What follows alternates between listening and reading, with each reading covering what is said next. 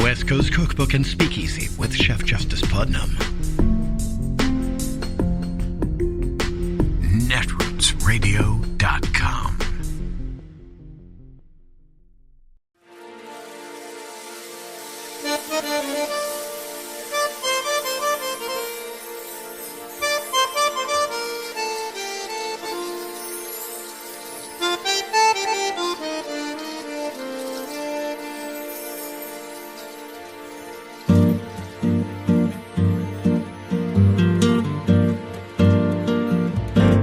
Je voudrais du soleil vert, des dentelles et des théières, des photos de bord de mer, dans mon jardin d'hiver.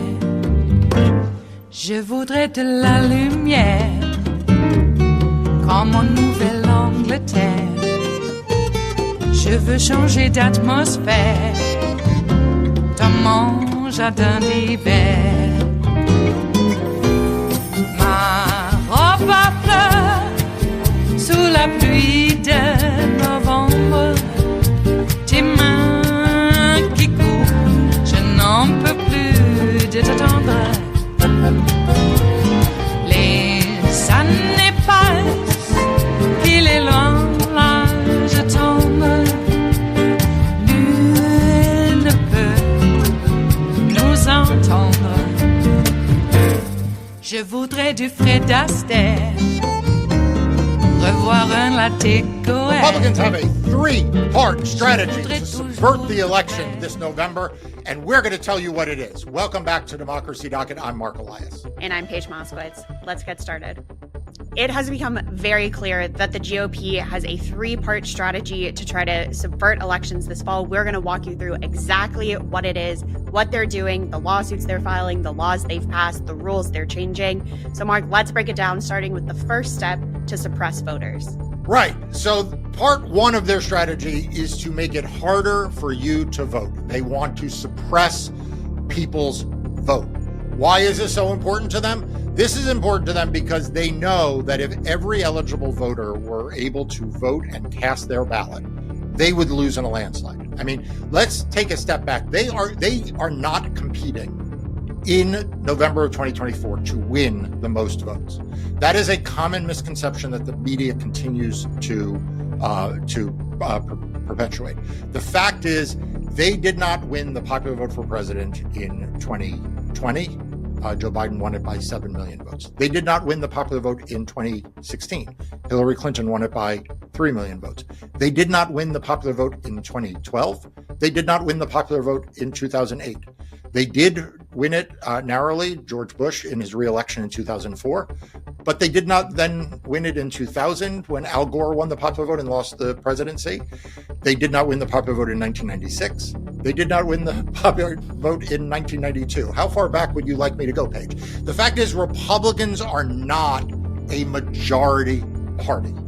They are a minority party who relies on things like the Electoral College, on things like the fact that big states only get 2 senators and small states get 2 senators, that they rely on gerrymandering, state legislative races and congressional races. In other words, they rely on the rules to maintain power, even though they don't have majority support.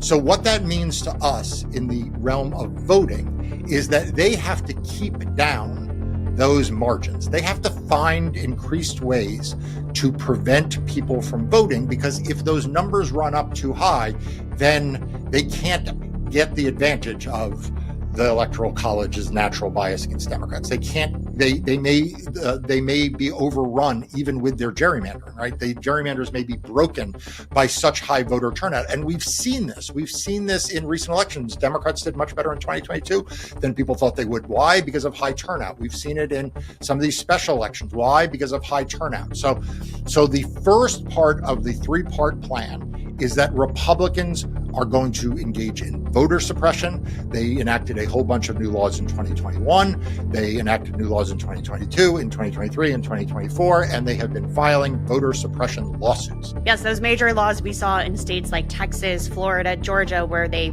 tightened who can vote by absentee ballot, who can return an absentee ballot, changing registration rules. We saw in Ohio and Montana changing voter ID rules. So the long game of voter suppression has been going on for a while now. They have been changing election laws since 2020 to limit who can vote, make it harder to vote. We're also seeing with these lawsuits they're filing, challenging voter rolls, trying to get states to purge voters. They are simply trying to limit the electorate. They're trying to limit who can vote, the ways they can vote, and whether or not their votes will ultimately be counted. That's right. And that's why we have seen this huge influx of litigation by the Republican Party itself and Donald Trump, by the way, and Donald Trump's campaign. We didn't see that in 2020. But this election cycle, they have gotten desperate enough in some places. They've actually brought litigation, not just in the name of the Republican Party or a state party or a Republican affiliate, but in the name of the Trump campaign. And that's before you get to the web of right-wing organizations that work, in close, collaboration or at least directionally for the same things in this well-funded right-wing, web that file these lawsuits. All of this page is in service of the first of the three-part strategy, which is trying to suppress the vote. So that's step one, to suppress voters. Step two is to challenge voters and intimidate election workers. Now, we've seen the voter challenges part for a while now. So, Mark, talk to us about election vigilantism, how Republicans are facilitating these mass voter challenges. Yeah, so I think of the three, this is the one that I think deserves much more attention than it's gotten. People know that there's voter suppression. I think if you ask even, the mainstream media, you ask a lot of Democrats or pro-democracy groups, they can rattle off a list of voter suppression techniques and states that have engaged in them, or laws like Paige, you pointed out, the Texas law or the Georgia law. But the one that I think is not getting the attention it deserves is this one, which is voter challenges and intimidation of election officials. And the voter challenges, as you said, we started to see this in earnest in the special elections at the end of the 2020 cycle. So we didn't really see a lot of voter challenges before the 2020 election. We actually saw it in the Georgia runoff elections in the Senate race in 2020, really that took place in January 2021, where you started to see these groups of vote suppressors and election vigilantes compile lists of tens of thousands of people, hundreds of thousands of people in the end, who they had never met and they did not know. And they would submit these names to county or local election officials and ask that those people be removed from the rolls. So when we talk about a voter challenge, that's what we mean. It is someone in the community, not the state, not the county, it is someone in the community who gets your name and puts it on a spreadsheet and says, you shouldn't be allowed to vote. You should be removed from the voter rolls. If that sounds Orwellian, it is. And it's nuts that it's allowed, but it is not just allowed, it has grown. Georgia, in their voter suppression law in 2021, made it easier to challenge and harder to defeat challenges. And just earlier this year, they made it easier to challenge again. And we are seeing litigation now by these folks trying to make challenging easier. So this notion that people should be able to remove other people from the rolls is something that is growing. It is a huge threat. It is not just in Georgia. We see these voter challenges in Nevada. We see these voter challenges in Texas. Lots of voter challenges in Texas. Competitive Senate race, by the way, in Texas, as well as, important congressional races in Texas. Nevada, presidential, Senate, and congressional races. So we're seeing this around the country and in other states as well, not just those. But this is going to be one of the big stories, I think, in the final 2 months of the election. And we're seeing these actions happen by the same group. So True the Vote, a right-wing organization based in Texas, challenged over 250,000 voter registrations in the runoff to the Georgia Senate races in January of 2021. Like you said, True the Vote has also just submitted tens of thousands of voter challenges in the state of Texas. Now, the good news is that Texas has said, we're too close to an election. We have a process in place for voter challenges anyway. So election officials there are not worried about people getting off the rolls for this election because of True the Vote's voter challenges, but it intimidates voters. It sows doubt into the elections process. It makes people hesitant and scared to go and actually cast their ballot, because what if they show up and they're told your voter registration was challenged, you're not an eligible voter, or we need you to give us more information to prove you are who you say you are. So intimidation of voters also goes into the intimidation of election officials, which is the second part of step 2. Mark, we have heard reports after reports of increased harassment and intimidation against election officials since the 2020 election. Yeah, so every time you read a story about election deniers getting into election offices, ask yourself the flip side. What happened to the good election officials who got out? Right. And the fact is, a lot of really good election officials are leaving the field. Well, they were just deciding it's not worth the trouble. It's not worth the harassment. It's not worth being doxxed. And so we are facing a problem, not just of the bad apples getting into the bunch, but the good apples getting out. And that is a really big problem. And it is not accidental. It is not happening by chance. It is happening because this is part of a strategy by the right wing and the Republican Party to make it easier to harass election officials. The Republican Party and their allies have brought litigation in several states claiming a First Amendment right to harass election workers. You heard that right. You can look it up on Democracy Docket. Go to democracydocket.com and you can find it there, or even better yet, subscribe to its free daily and weekly newsletters. A link is in the show notes, and you will get updates on these lawsuits. Okay, that Republicans and their conservative allies are bringing in order to enable them to harass and intimidate election officials.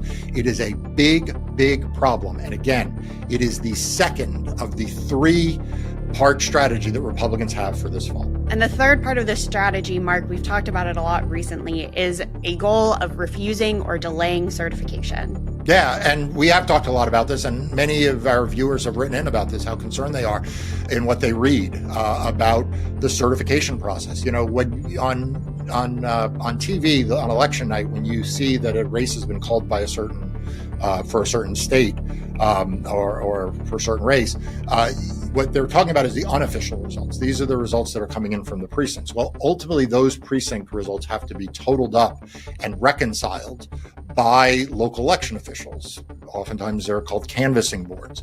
And these are usually non-controversial events. They are usually quite celebratory, where everyone celebrates a job well done. They are usually bipartisan boards. And what we are seeing is that these boards are being weaponized by Republicans. They are replacing reasonable Republicans, and they are putting on these boards election deniers whose stated mission is not to certify the accurate results of elections, either refusing to certify at all, insisting on frivolous investigations, or potentially even certifying inaccurate results. You have seen this come to a head in Georgia specifically, where the state election board, MAGA controlled, have been passing rules that will set the playing field for this to happen in Georgia. But it's not just Georgia. You know, my law firm had to sue Cochise County, Arizona in 2022 over this. We had to sue a county in Pennsylvania over this in 2022. And of course, going all the way back page to 2020, we saw Donald Trump and Ronna McDaniel try to get the Wayne County canvassing board, this county that covers Detroit, to not certify the election results there. And this is going to be a major battlefield in the post-election in this election. Mark, that's their 3-part strategy: suppress voters, challenge voters, intimidate election officials, and refuse to certify the results. What's being done to fight back? Look, so this is an all hands on deck thing. You know, the lawyers, my law firm, we are in court. Other lawyers are in court around the country to fight voter suppression, to prevent and deal with these challenges and intimidation, and to fight against rules that will allow against certification. But it's not just up to lawyers, and the lawyers will be ready after the election as well. But it's not just up to the lawyers. This is up to every one of us to call this out, to not normalize this, not accept that this is a reasonable strategy for the Republican Party to have embraced. It is not reasonable that the Republican Party has openly embraced voter suppression. It is not acceptable that the Republican Party is litigating to harass election officials. And it is beyond the pale It is so out of bounds as to be extraordinary that they are enabling and encouraging people to refuse to acknowledge the results of elections by certifying on time accurate election results. But this is where we are. So I need everyone who is watching this to do their part. I need you, number one, to make sure you are registered to vote, that you have a plan to vote, that you confirm those details, that you're registered, that you haven't been purged, you haven't been kicked off the rolls, you haven't been subject to a challenge that's removed you, that you have a plan to vote, that if there's been voter suppression in your community, you know what the rules are now, and that you vote, and that you make sure your friends and your family are as well. But I also need you to speak out. I need you to speak out that it is not okay to suppress people's rights to vote. I need you to speak out that it is not okay to harass election officials. I need you to speak out that you expect that your vote is going to be accurately counted, and that it's going to be part of an accurately certified election results.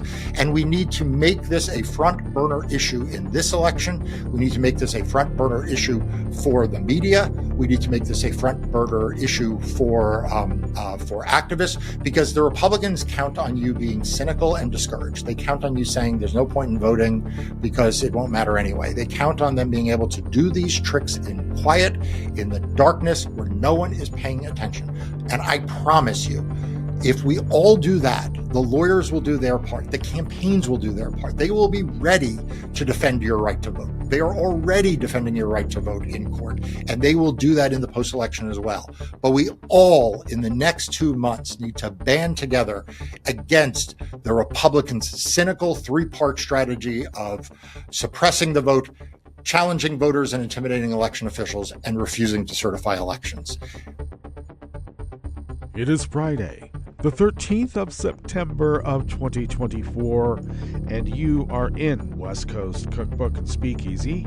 I am your chef de cuisine, Justice Putnam. Gunner the English Bulldog is our snoozing sous chef, and we will be seating you directly for our especially special, daily special. I'll spit it out. Blue Moon Spirits Fridays, because we are all Nighthawks in the Diner of Life, indeed.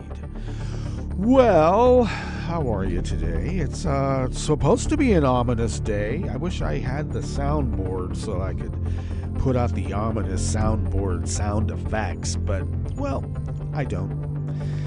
I've failed after all these years, over a decade of not setting up this Alexa mixer, and what am I doing? I should have. Yes, it's an Alessa's mixer. 4-channel. Oh well, I'll learn how to use it one day. I know how. I just need the cabling, and now the machines are different. Okay, well, so it goes. Okay, so what have we for you today? Many things. Remember when the DOJ, well, actually, I think Merrick Garland came out, but I cut to the chase. I'm sorry. I haven't had enough caffeine this morning, but I will try to keep it together. But regardless, I had posted the charging document and the public announcement of the DOJ busting these two white supremacist, nationalist neo-Nazis up here in Northern California, Southern Oregon. And I gotta tell you, we got a bit of a Nazi issue here in Southern Oregon, Northwest in general, because, well, Idaho's right next door. And I happen to live in an area that a bunch of people want to make this Idaho.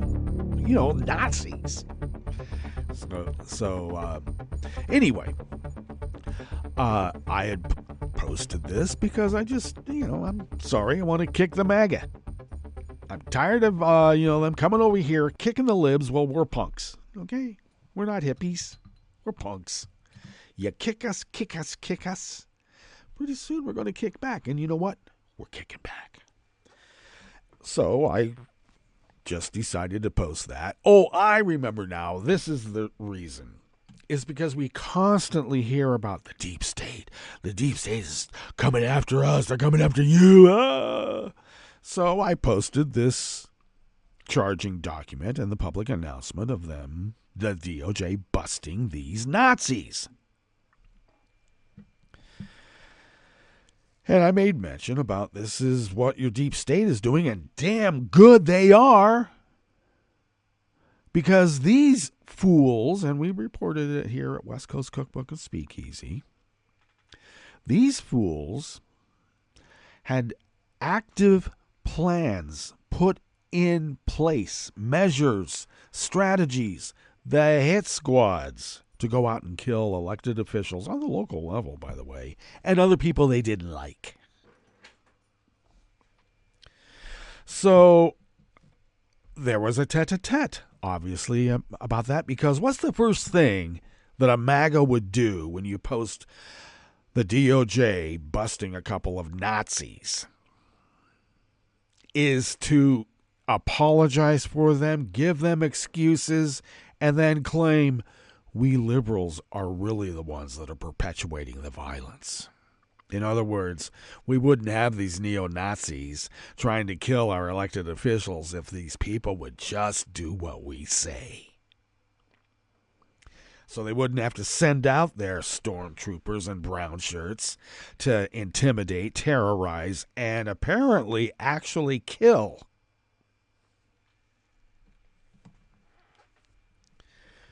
Well, that was taken down. I cannot tell you the vile types of posts of Kamala Harris called camel toe. Weird AI generated things of her on her knees doing, yeah, you know what. Those stay up. But the charging document and a tete-a-tete of the United States of America being defended by we, the people, versus apparently Nazi sympathizers in our midst. One other point. Project 2025 was mentioned prominently by moi. And we know that they're supposed to distance themselves from that. Even the Project 2025 people have said, yeah, you know, we're going to rename it, okay? Because we do this every year. The Heritage Foundation has put out these manifestos every year, and then they brag about how much that Republican president has implemented. And it started with Reagan, and he implemented, just about 65% of their proposals.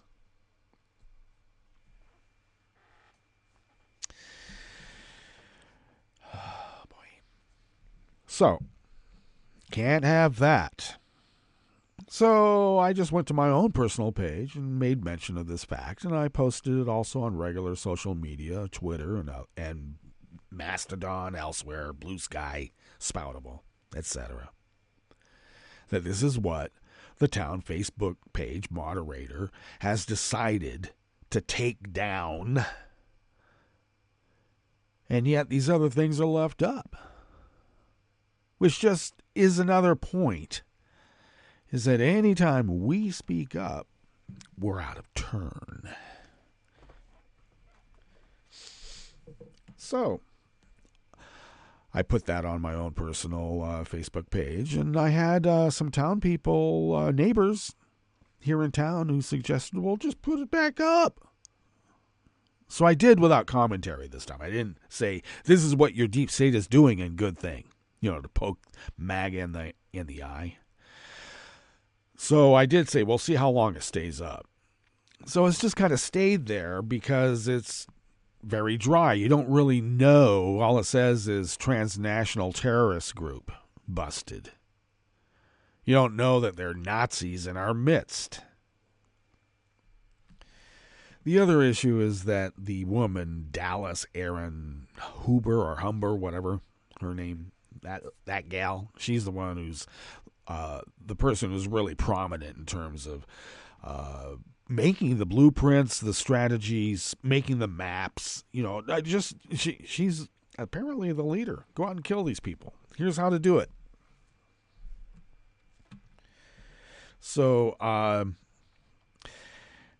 I suspect they have family and friends around here in this area. So when one of our neighbors in the original post of this charging document said, yeah, well, they walk among us, and they do. And they don't like it when we expose their fucking asses. I don't give a F anymore. So today, I wake up this morning, and there's an AI-generated cartoon type picture. I call it cartoon, but it's supposed to be a hyper-realistic depiction of Trump. So his wispy bouffant is like a lot more fulsome. And he looks a little more buff, not so pasty. In fatigues, like in waist deep in the muddy, over there in Mekong Delta. He's, carrying a weapon of war. Should be an M16, but it's not. Something else. And carrying a cat across his shoulder. There's a dog there and a duck. And the caption says, protecting America's pets. Which is actually just hateful, racist bullshit, and I stated as such. Some people haven't gotten this. This is what's amazing to me, is how little people are informed. Because they hear these things like, oh, he's coming after our pets, but they don't know that it's about Haitians. And then as soon as they hear it's about black people, then of course it's going to go, oh, yeah, as soon as they find that out, especially since I called it hateful, racist bullshit, not going back. I will be deluged with hate for pulling the race card. But in every instance, they're going to give examples of, well, Haitians, they eat people. They're cannibals. Where's our little kids? They're going to eat our kids. Haitians, Jews, Asians. So we'll see. We'll see how long my little comment stands. And we'll also see whether I will be suspended in the lead up to another major election. Because, those influencers who were paid directly or indirectly by Russia know who to shut up. And I guess I've made myself a little too visible. Yep. I won't make it with the Wolverines because they're going to get me in my domicile. How nice. But I'll tell you, don't go after my dog. Serious. No more dogs killed in my life anymore. And I'm not talking about the ones who have just recently passed away that I feel so terribly about. But I have had right-wing mother effers kill my dog.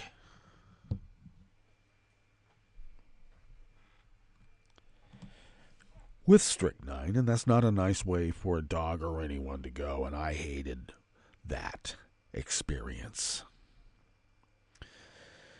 And what was that for? I wasn't the only one who had their dogs killed. My best friend's brother, who was running, my best friend, and no, it was Eric. It was actually Eric's dog. Also got killed. We were working on Eric Koenigshover's campaign. And the rednecks, probably the same descendants of those who burned down Jack London's wolf house there in Valley of the Moon, because those families still are there. And they don't hide the fact that their ancestors or granddad or great-granddad burned down Jack London's home.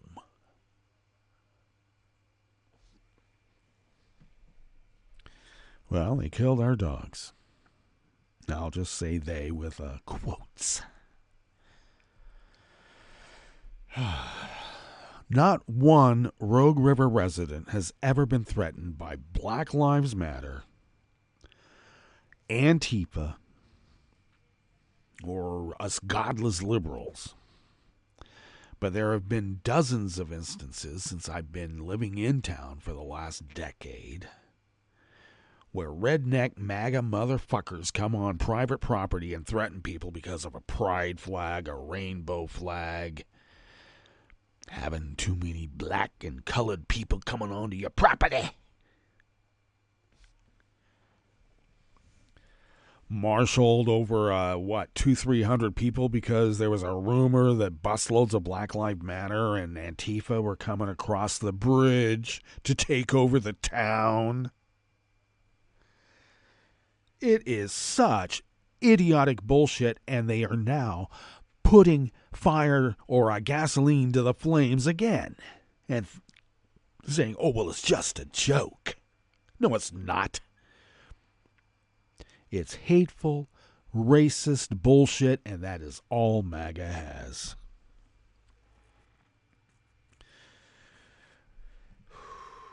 They know they've stepped in it. But as the bullies they are, they're going to double down. And I would say, well, that means we quadruple down. Whatever they give, you give it back to them. Donald Trump always says 10 times as worse. Okay? Well, we have empathy. Just hit them double. Maybe, 3 times as hard. That's all. That's all. Because we feel you. Okay? Okay. Well, after that rant, someday I will move from the middle of the bar to the end. Okay? I know you think I'm there, but I'm not quite there. I'm still in the middle of the bar. Let's hope I don't fall off the deep end. I hope not. Well, let us give you what we have in store for you here in the Bistro Cafe of West Coast Cookbook and Speakeasy. Well, at the top, yes. They haven't just recently been laying that groundwork for their 3-part plan to subvert the elections. This has been a plan that has been in the works. Well, I would say even before Reagan. I would say when the rat fuckers Manafort, Lee Atwater, and Roger Stone put their little heads together and started their little lobbying business. I think maybe it started right about then. Way before Nixon was even pardoned. Anyway. On the rest of the menu, an Illinois judge ruled Trump Tower is a public nuisance that threatens the Chicago River. Yeah, I don't know. And it's not because of all the orange pancake makeup. Okay, it's something even more insidious and worse. A New York Police Department commissioner has resigned amid a federal corruption probe. You think you can run? Yeah, just try it. And Yosemite National Park's historic 168-year-old Wawona Hotel will close indefinitely for an intensive checkup. And when I say close indefinitely, there's no plans publicized about when they think it might reopen. And when contacted, well, we'll just have to wait for the story now, won't we? After the break, we move to the chef's table where 2 private power companies in Puerto Rico are under scrutiny as officials demand fewer outages. That's nice. Pardon me. And Iran summoned the envoys of Britain, France, Germany, and the Netherlands over their accusations that Tehran supplied short-range ballistic missiles to Russia to use against Ukraine. In other words, they got caught. All that and more on West Coast Cookbook and Speakeasy. Bon appetit.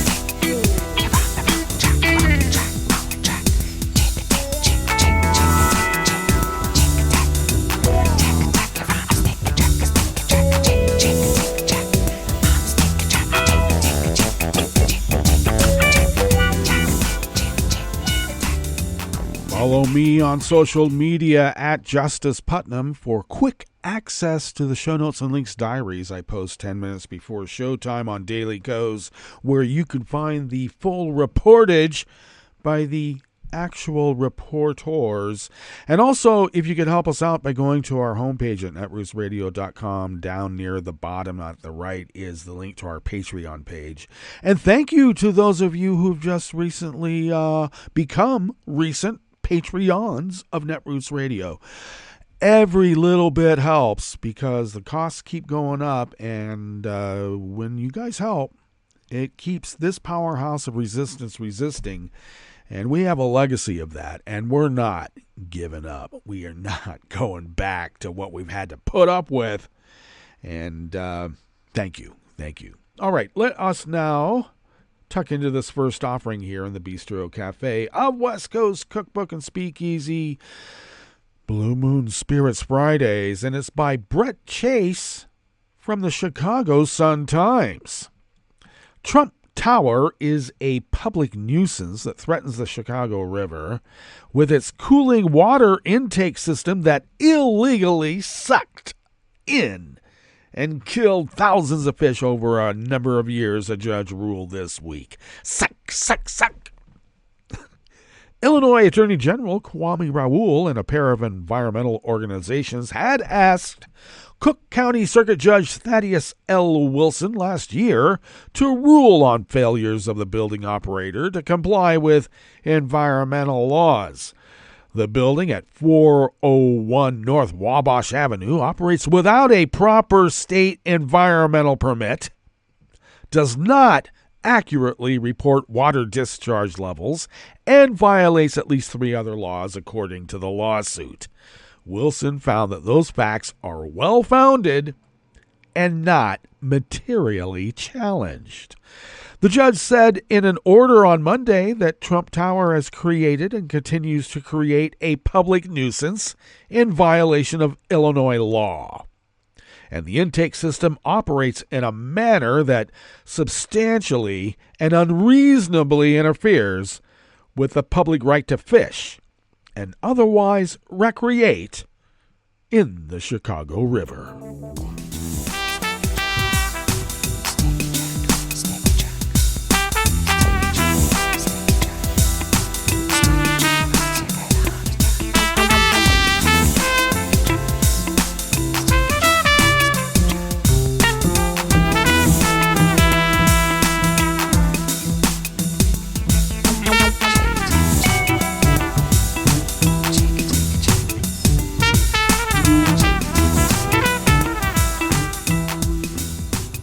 Jacobs at the Washington Post brings us this next offering here in the Bistro Cafe of West Coast Cookbook and Speakeasy. New York Police Department Commissioner Edward Caban announced his resignation yesterday, Thursday, about a week after his electronics were seized in an ongoing federal investigation into potential corruption. The probe includes the business activities of Caban's twin brother, James, a former police officer who is heavily involved in the city's nightlife industry. James Caban's lawyer acknowledged in a statement. Edward Caban said in his statement that the inquiry had become a distraction from the job of policing and ensuring public safety. I'm sure that's why. He said it was in the best interest of the city that he stepped down after a 30-year career being a corrupt New York Police Department officer. I like to add things. Do you know? You do. Let's see.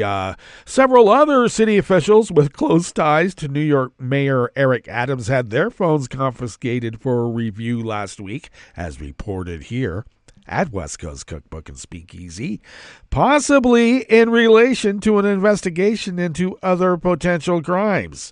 The confiscation of the phones, not the reportage of it. The shakeup at the highest ranks of the police department comes as Adams and his administration deal with a federal probe into the possibility of influence by the Turkish government. Adams has had his own electronics seized The mayor denies any wrongdoing, and he says he has not been accused of any crime. Of course, Adams praised Edward Caban in brief remarks about the leadership change. Commissioner Caban dedicated his life to making our city safer, and apparently enriching himself handsomely in the process.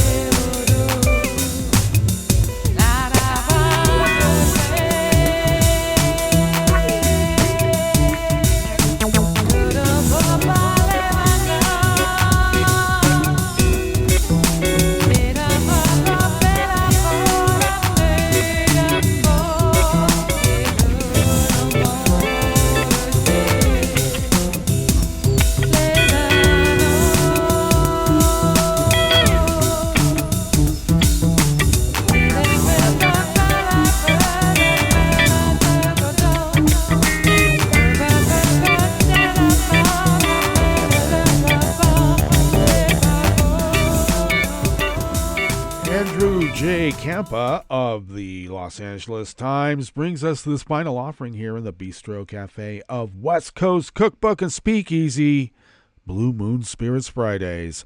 Yosemite National Park's historic Wawana Hotel is closing, and park officials are not saying when it will reopen. The hotel's workers are being reassigned elsewhere. One of the last times this Victorian-era hotel closed in Yosemite National Park, the raging flames from the 2022 Washburn fire had encroached and encircled the institution. The hotel, which has the same name as the neighborhood in which it resides, was closed for 2 weeks that July, reopening that same month when the fires were extinguished and smoke and ash were cleared. Unlike that quick turnaround, the hotel's next closing may not be so brief. The National Park Service announced via Instagram that the 168-year-old hotel would close December 2nd for an unspecified period of time to allow the agency to conduct a comprehensive assessment of the hotel complex.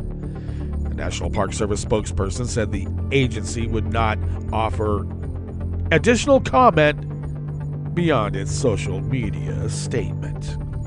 All right, well, that's not nice. And that does, though, bring us to our break. So when we get back from that break, we will go through weather from around the world. And we will finish up with the stories that we've curated for you today. You are listening to West Coast Cookbook and Speakeasy. And we will be right back. You are listening to netrootsradio.com. Please hang up and try again.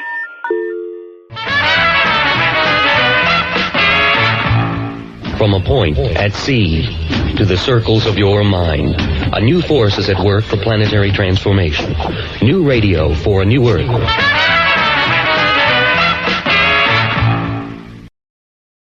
This is Take Two Movie Review. I'm Mike Friend. This week, TV's everywhere. The long-awaited and delayed adaptation of Colleen Hoover's 2016 novel It Ends With Us is out. The pandemic, Hollywood strikes, and disputes between director, co-star Jason Baldini, and producer and co-star Blake Lively led to the delays for the project, which was birthed in 2019 when Baldini optioned the adaptation. The final cut of the picture is reportedly one commissioned by Lively. As news of problems on the set started to leak, Baldini hired a PR crisis manager. So what's the result? Well, it's a film that fans of the novel, and more broadly those looking for a sensitive and real-world depiction of domestic violence, are finding satisfying. A certain review aggregator is finding well over 90% positive viewer response. That isn't stopping reviewers from finding fault, of course. The setting is Boston, a huge city, and the number of coincidental relationships that make the plot work seem a tad contrived from the get-go. But that's forgivable if other things work, and they usually do, at least to the extent that you're kept engaged by, say, the roots of Baldini's character Kyle's rage, or whether Lively's Lily has seen it all before. The character who represents Lily's alternative experience, Atlas, Brandon Sklar, seems a bit of a foil. The dialogue, with one important scene reportedly written by Lively's real-life husband Ryan Reynolds, is uneven, but does have its moments.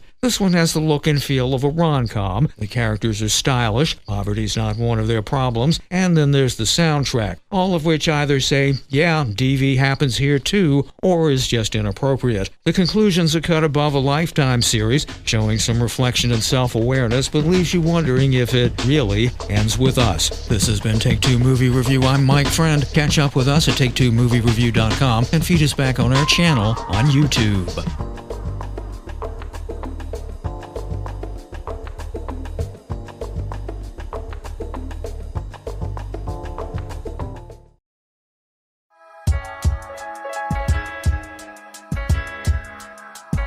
Did you know that every time you move, you have to re-register to vote? If you're a young adult going through major life transitions, moving can be hectic, and many Americans, especially low-income individuals, forget or don't have the resources to register to vote. But that's where the Voters on the Move Registration Act comes into play. This bill, introduced in 2023 by Senator Reverend Warnock and Congresswoman Nakima Williams, aims to help Americans register to vote by requiring federal housing agencies and residential mortgage providers to provide information about voter registration and new renters and homeowners. The Voters on the Move Registration Act aims to create a uniform statement with information on voter registration and rights, which will be distributed amongst renters in public housing and federally backed multifamily residential units, as well as applicants for residential mortgages. If implemented, the act would mandate the establishment of a comprehensive and interconnected system for sharing voter registration information among various states and jurisdictions. This system would facilitate the seamless transfer of voter registration data when individuals relocate to new locations. This bill aims to make voter registration more accessible, especially for low-income Americans. By ensuring that you have this vital information when you move, it makes it easier for you to exercise your right to vote and make a difference in our democracy. So spread the word about the Voters on the Move Registration Act and let your community know about this important legislation. Together, we can make sure that every voice is heard, no matter where you go.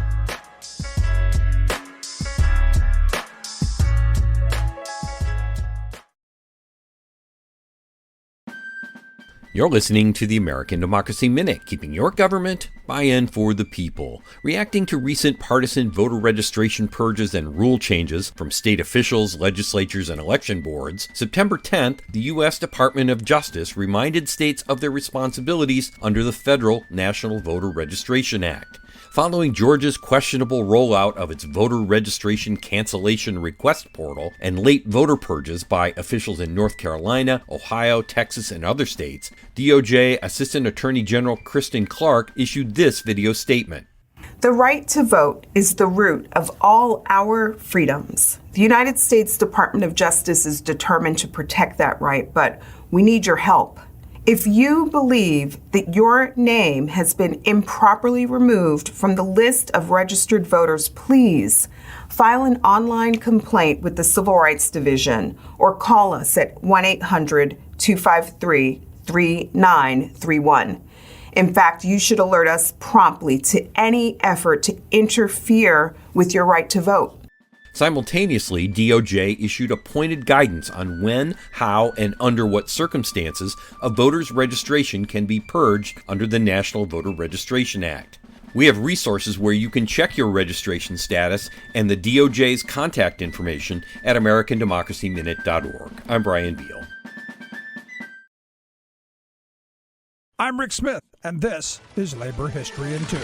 On this day in labor history, the year was 1934. That was the day Rhode Island Governor Theodore Green demanded that federal troops be sent to crush a textile strike in his state. The general textile strike, then in its second week, stretched across the Piedmont from New England to Georgia. Green declared, quote, "We are face to face not with a textile strike, but with a communist uprising." His demands came after days of pitched battles between thousands of strikers and the Rhode Island National Guard in Salesville and Woonsocket. Secretary of War George Dern assured the governor and the press that 3,000 combat troops were ready and available for immediate duty in Rhode Island. President Franklin Roosevelt declined to send in federal troops, but the state assembly authorized the governor to close the mills and appropriated $100,000 in funds to beef up state police forces.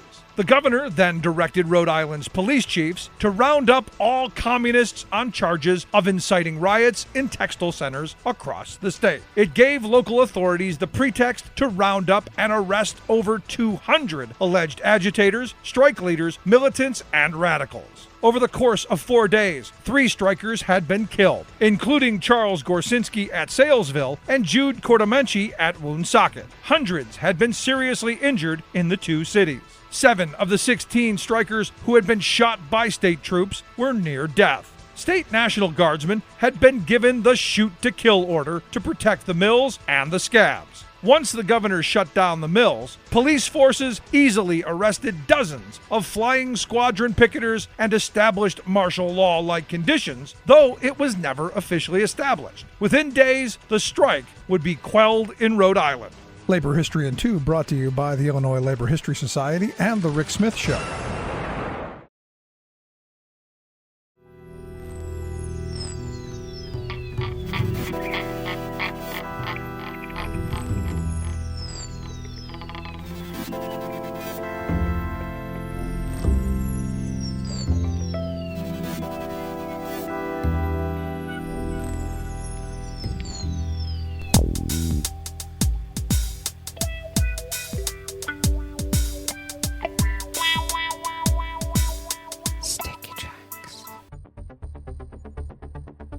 Thank you for accompanying us here to the Chef's Table at West Coast Cookbook and Speakeasy, Blue Moon Spirits Fridays, because we are all Nighthawks in the Diner of Life. We always begin weather from around the world along the banks of the Rogue River in the Rogue River Valley of southern Oregon, on the west coast of the continental United States of America, where it is currently 51 degrees Fahrenheit, expecting temperatures about the same as yesterday, around the low to mid 80s, maybe more towards the low side. Sunshine to start, then a few afternoon clouds with winds out of the northwest at 5 to 10 miles per hour. Partly cloudy overnight with lows in the low 50s, winds light and variable, and then partly cloudy tomorrow with highs around 80 to 84, somewhere around there, same as today. Winds out of the west-northwest at 5 to 10 miles per hour. Similar temperature ranges on Sunday and the beginning of the week, and it looks like we do have a forecast for quite a bit of rain coming towards the middle of the week.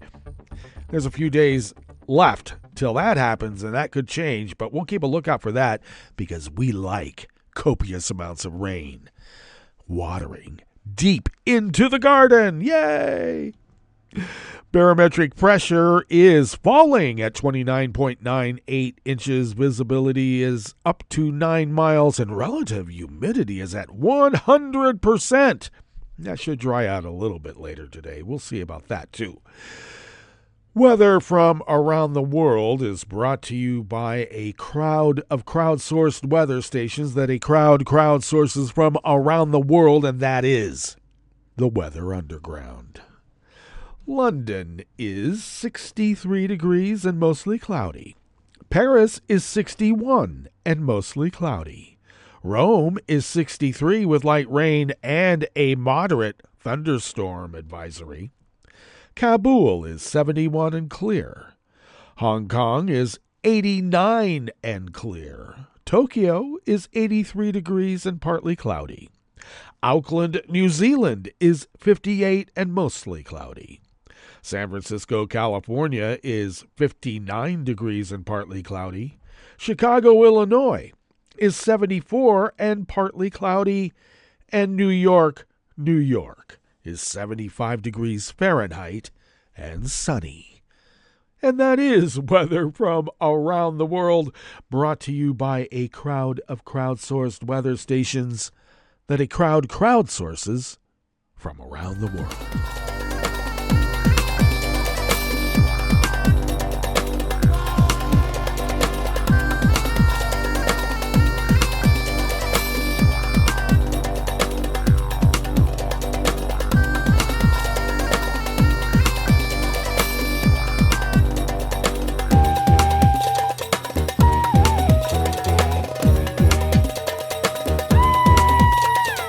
Kodo of the Associated Press World Desk brings us this first amuse-bouche here at the Chef's Table at West Coast Cookbook and Speakeasy, Blue Moon Spirits Fridays.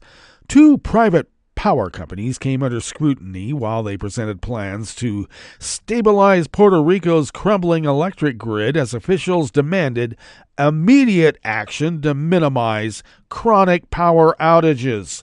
The presentations by Genera PR, which operates the generation of power in the U.S. territory, and Luma Energy, which handles transmission and distribution, lasted more than 5 hours as they answered questions by Puerto Rico's Energy Bureau and others. The Bureau had ordered both companies in June to produce aggressive plans to improve the island's electric system, which was raised by Hurricane Maria in 2017, but was already failing prior to the Category 4 storm, given a lack of maintenance and investment under Puerto Rico's Electric Power Authority. We continue to see high rate of critical failures, said Daniel Houghton, Luma's planning director. The ongoing outages come as crews make permanent repairs to the grid following Hurricane Maria, which caused an estimated $9.7 billion in damage to the system's transmission and distribution. Hurricane Fiona also battered the grid in 2022, sparking an island-wide blackout, and Tropical Storm Ernesto caused further damage in mid-August.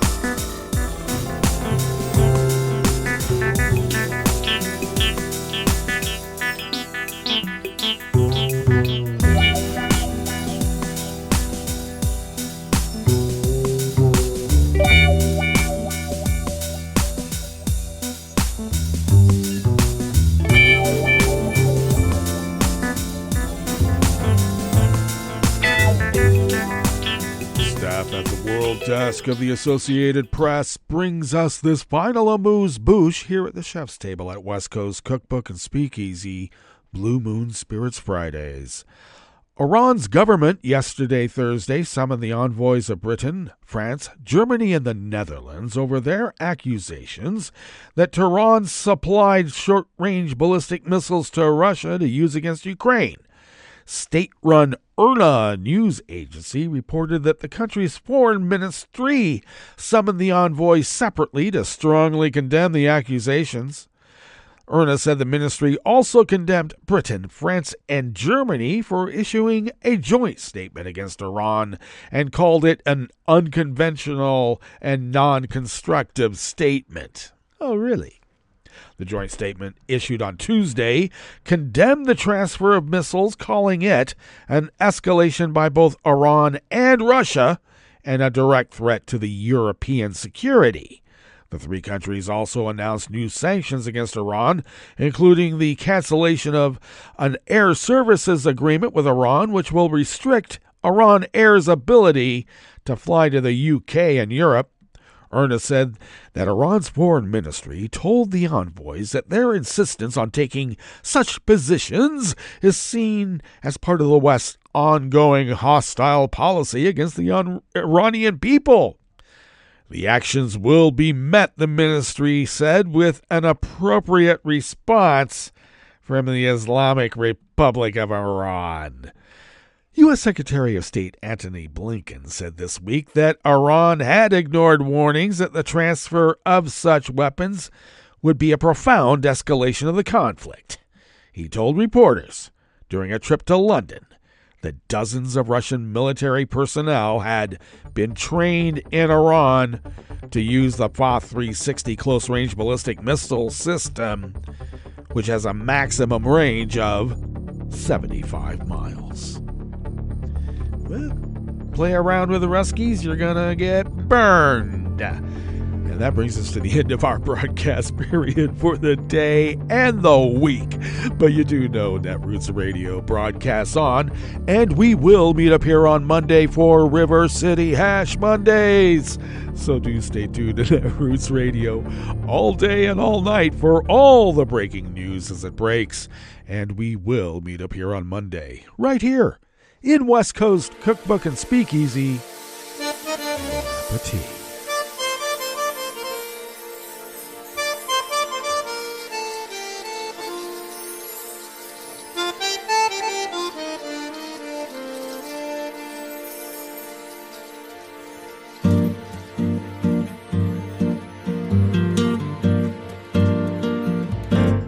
Je voudrais du soleil vert, des dentelles et des théières, des photos de bord de mer, dans mon jardin d'hiver. Je voudrais de la lumière, comme en Nouvelle-Angleterre. Je veux changer d'atmosphère, dans mon jardin d'hiver.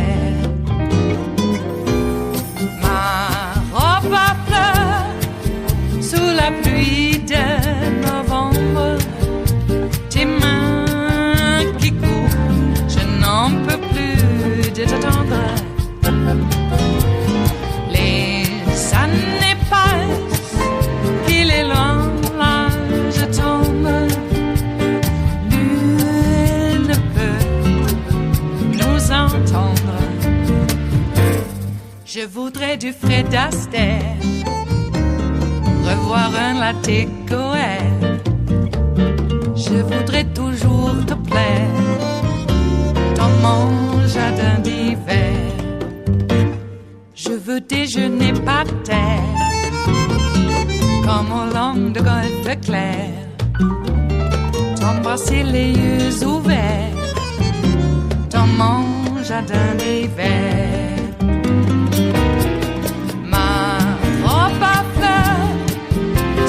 Pluie de novembre, tes mains qui courent, je n'en peux plus de t'attendre. Les années passent, il est loin, là je tombe. Nul ne peut nous entendre. Ba-da-da-dum-di-da-dum. Ba-da-da-dum-di-da-dum. Ba-da-da-dum-di-da-dum. Dans mon jardin d'hiver. Ba-da-da-dum-di-da-dum. Ba-da-da-dum-di-da-dum. Ba-da-da-dum-di-da-dum. Dans mon jardin d'hiver. Dans mon jardin d'hiver. Dans mon jardin d'hiver.